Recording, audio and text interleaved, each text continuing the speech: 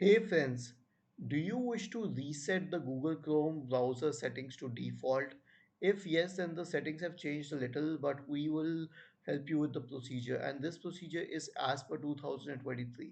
So click on these three dots at the top right corner, select settings from the menu. Now go to the reset settings tab on the list on the left hand side.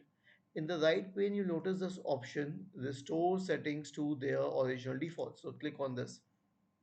Now click on reset settings. This is it.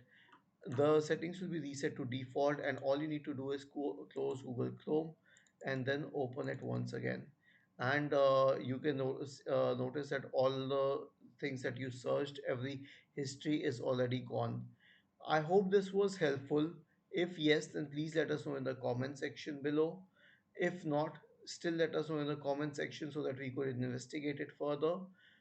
Please feel free to subscribe to the channel. Thank you for watching this video and have a nice day.